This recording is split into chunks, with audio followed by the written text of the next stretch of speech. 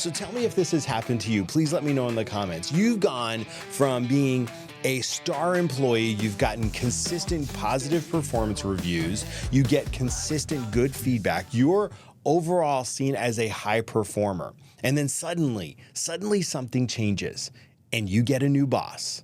You're getting whiplash because you've gone from being way up here to way down here. Suddenly you're seen as the problem child and you have no idea what is going on. It could be a function of a bunch of things, which is what we're going to unpack today. So we're going to first talk about why a leader, why a new boss may behave this way and some of the psychology behind it. I'm not a psychologist, but I'm happy to offer my opinion on what I've seen in my experience. And then we're going to talk about how to spot some of these warning signs early and what you can do about it if you find yourself in this situation. Like several of my viewers had, I've gotten multiple comments just this week on people that are like, hey, 1 minute I was up here, the next I was down here, and the only thing that changed is my boss. Now, one more thing, don't forget to stick around to the end when I've told you I'm going to add a new segment to my videos, and it's called I've Had It, the Workplace Edition. And today I'm going to tell you what I've had it with respect to managers and leaders, or should I say bad managers and bad leaders. The first thing that comes to mind for me when I think about why managers might behave this way, why a new manager might behave this way, I should say, is they're insecure. Now, they'll never admit this, but you can spot it coming a mile away because they may see you, the high performer, as a threat. They got promoted, they got put into this new job, and they feel like they have to be all things. They have to be all-knowing as this leader of the team, and they don't. Their opinions are a mile wide and an inch deep. They don't have any depth there. So you, who come with a depth of experience and good performance, rather than seeing you as an asset, they're threatened. They're insecure. So what's the one way they can fix that? They can remove the threat. So insecurity is definitely one driver of why managers may behave this way. The next one is they are in self-preservation mode, right? And it kind of plays on what we just talked about from an insecure standpoint. They are trying to cement themselves as a high performer in the leadership team so that that can inform a promotion later down the road. So they're all about just playing into the corporate politics of the world. So again, it's all about them. It's not about you, but unfortunately, you are the collateral damage in this equation because you're their means to an end. They are going to performance manage you so they can say, look what I've done. I've turned this team around. I managed that person out. That plan is fraught with problems, right?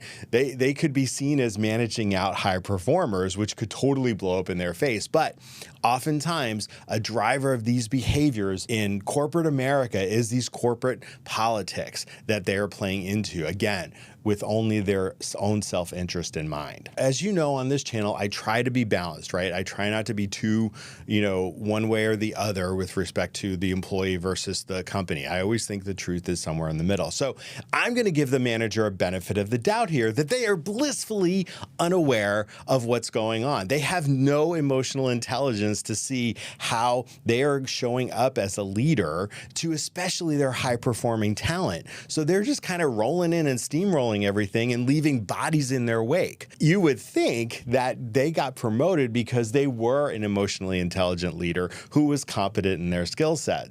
But sometimes people get promoted and they don't have all the pieces to the puzzle from a leadership perspective, and this is how it shows up. And lastly, sometimes managers are a byproduct of where they came from, and sometimes they come in with this command and control point of view or management style where they're going to rule by fear, right? Because if they're making their team afraid of them, then they equate that some twisted way as competence. And that's how they control people, right? And that makes them feel good. Look, I'm controlling the workflow, and then I can report up the ranks to my leaders and say, hey, see what I do? I lead with an iron fist. I run a really tight shop. But in reality, they're going to drive their high performers away. Frankly, they're going to drive their low performers away as well. And that could again, blow up in their faces. I've talked about, for those of you who don't know, I've been in a lot of calibration meetings. And what a calibration meeting is we get leaders around a table and we talk about talent, right? From a succession planning standpoint. And I've seen leaders who, usually the ones that are insecure, they will be talking about, Bill, right? Okay, we're just trying to assess Bill's readiness for that next role. And if they're an insecure leader, they will sit there and block Bill. They'll say, oh, Bill's just not ready. Now, they usually say that and then don't have anything to back it up. So if other leaders or myself as an HR person are in that room saying, oh, tell me more, why isn't Bill ready? They've typically got nothing. And then they're scrambling to find some data points that speaks to Bill's not readiness for that next level. Here's the thing. If they would just get out of their own way and know that if they are an exporter of high-performing talent out of their team, that's going to make them look like a strong leader and probably inform promotions for them down the road. But they get so wrapped up in Bill's such a high performer and makes me look like I know what I'm doing. So I want to keep Bill, and therefore I'm going to block him from the next level. Otherwise, I will look like I don't know what I'm doing. That's a very likely scenario as to what's going on. Now, let's be real. Other leaders could just be diabolical, right? They're just assholes, and that's how they show up, and they're just going to chase off their whole team. And I promise you, I've seen this movie before. Karma will come for those people because they will treat people horribly, whether they're low performers or high performers. And one day, all those people will vanish, and then they don't have a team. And then they are now performance managed because they can't get their deliverables done as a leadership or as a team. If they showed up from a curiosity standpoint, from a seeking to understand, right? Not only how the team works and on all the things, but also how each person works, what makes them tick, right? Not just, gloss over the details, right? They're actually dialing into each of their teams. That would work a lot better than just saying, oh, I'm going to come in and make all these changes just for the sake of making changes and just for the fact that it looks like they're doing something as a new leader. They don't have to do that. Again, it's usually informed by insecurity. They don't know what else to do, so they just focus on what they think they can control or what they think will make them look better to the higher ups. Now, behind the scenes, just again to give a balanced perspective, behind the scenes, a new leader could come into a team with the mandate by whoever hired them or promoted them and saying, look, I want you to come in and I want you to reorganize this team. I want you to manage out the low performers or whatever it is. But here's the thing. Why don't you just be transparent about that? Hey, you know what?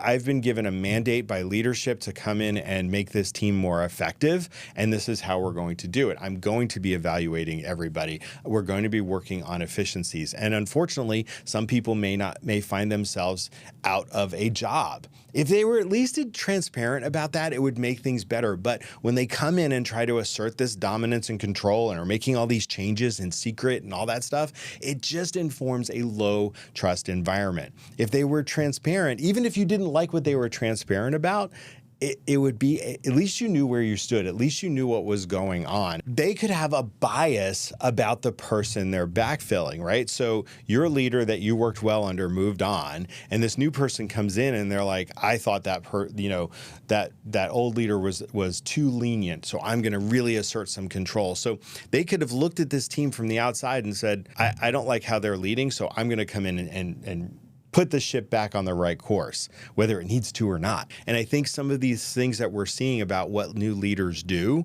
is they act before they listen. There's no active listening. They're just like, this is what we're doing, and I don't care about all the details. They just plow forward, and again, they leave lots of bodies in their wake and lots of really good talent in their wake. Because a leader should be leading and supporting you. That's their job. It's not for them to make themselves look better. So if it's all about them and not about you, that's a warning flag you need to look for.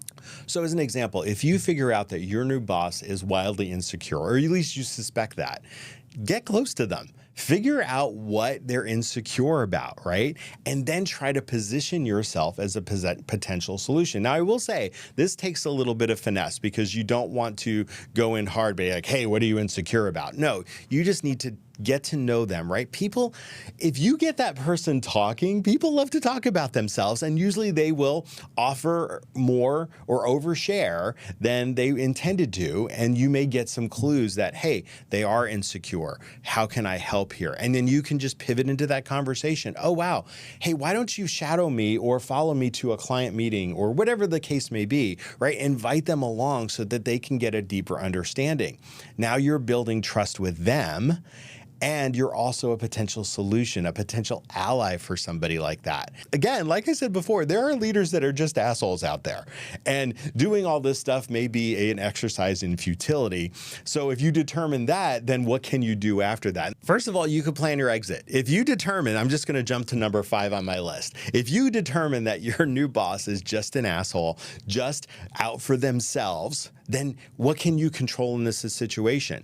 You can't control how they performance manage you. You can't control a bunch of things, but you can control what you do next. So maybe it's time to look for another job in the company or even outside the company. So seek to understand their point of view. Don't rely on your assumptions. Check your assumptions at the door. And go have a conversation with them. Get to know them. Again, people will overshare and you will learn a lot about that person. And then set boundaries, right? If things aren't going well, set some boundaries for you, right? Whether it be time boundaries or whatever it is, or maybe you don't want to overshare with them, set some boundaries to protect yourself. And then you, again, may be looking for another job within the organization or elsewhere. Find your allies. That is another huge thing, right? We've talked about it, and I know what you're thinking, Rob. It's corporate America is all the same, and it's all about who you know and not what you know.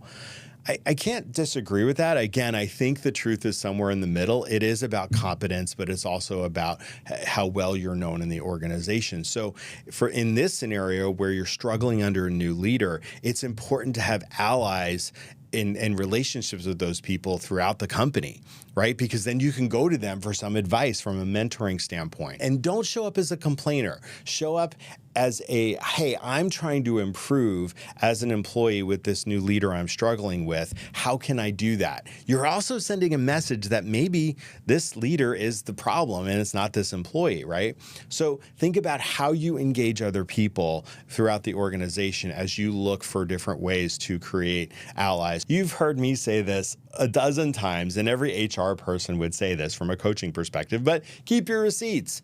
If you've gone from high performance and now you're considered a low performer or a problem child, but you know that your performance has not changed or declined over time, make sure you are telling your story. You have the receipts to back that up. So if you are talking to somebody in HR or a different leader, you've got the documentation to say, I don't understand why my performance evaluation has gone down. The only thing that's different is the person that I'm working for. My performance has stayed consistent, and here's all the metrics. Help me understand this. Because clearly, this new leader will not be an advocate for you. You have to advocate for yourself. So toxic bosses aren't always villains. They're often scared, insecure, or playing a game you didn't even know existed.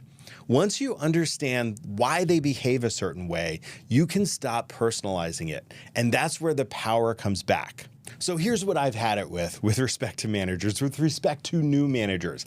I've had it with the ones that come in and are like, I empower my team. You are empowered to do your jobs. I'm not a micromanager. Well, guess what?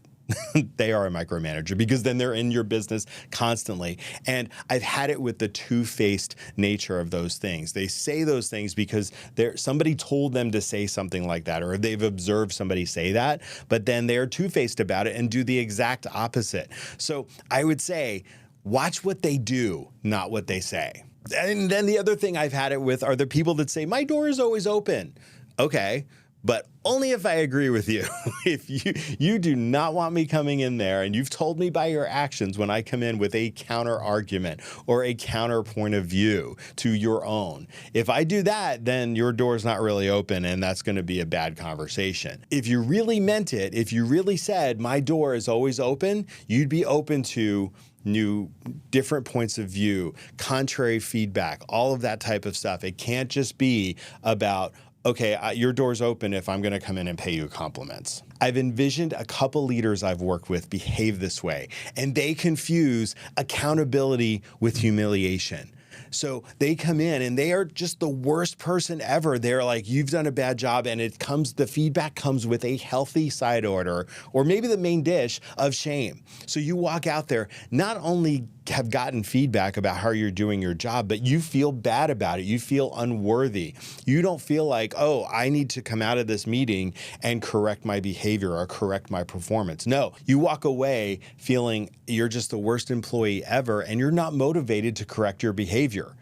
So what does that do? That probably informs an exit of somebody. So a good leader would actually not make you feel shame when you're doing something wrong. They would hold you accountable, but saying, hey, here's what good looks like, and here are my expectations, and make sure that you understand and agree. Now, I understand you may not agree, right? You're like, you know what you're doing, and why is my manager giving me this feedback? Again, expectations shift between manager to manager, so you may have to be a little flexible in that as well. So consider that. I've just had it with managers who, at the end of the day, are all about themselves. Because if you think about the three things I've had it with, it's all about the manager. It's not about the employee. And in my opinion, a good leader will be they're putting their team first. They're interested in developing their team. They want to be a good leader for their team.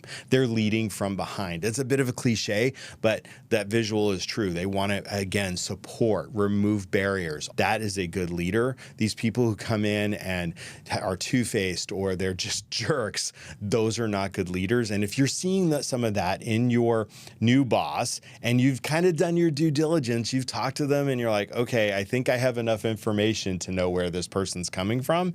And if it turns out they're a jerk, then you know, hey, they're probably not going to change. They're all about themselves and they're not going to change. So what can I control? I can control my own exit. So let me know in the comments. Let me know what you think, what kind of bosses you're dealing with. My best advice here is first, really understand what is driving your boss's motivations for behaving this way. 9 times out of 10, I feel like it's insecurity. They're showing up this way because they feel like they have to show up this way because they're trying to say, look at them, don't look at all of my insecurities or my deficiencies because you've promoted me into management. That's what they're doing. They're trying to hide their shortcomings, if you will. So if you find yourself with a toxic manager or just a poor leader or insecure person and you've tried all you can to meet them halfway, I hope you think about putting a plan together about what your next step is, inside or outside the company. And if you're under a great boss right now, I wish you continued success and try and get as much development and learn as much as you can from that individual. And then think about when you're making your next move and you're promoted or getting a job on a different team, think about what you want in a leader. And that would be a great interview question, right? Tell me about your leadership style. Tell me about how you manage high-performing talent. That's a really good conversation for an interview, whether it be internally or externally. So consider that next time you go up for another job. And if you are currently in a job search right now, I know the market still is tough out there. And my hope for you is that the job search process is as short as possible and you do find your next role very quickly. And it is a role where you will thrive in and you have a good leader that's supportive and will develop you down the road. So, and if you like this type of content, I would be absolutely honored if you would like this video and subscribe to my channel. And until next time, my name's Rob and take care.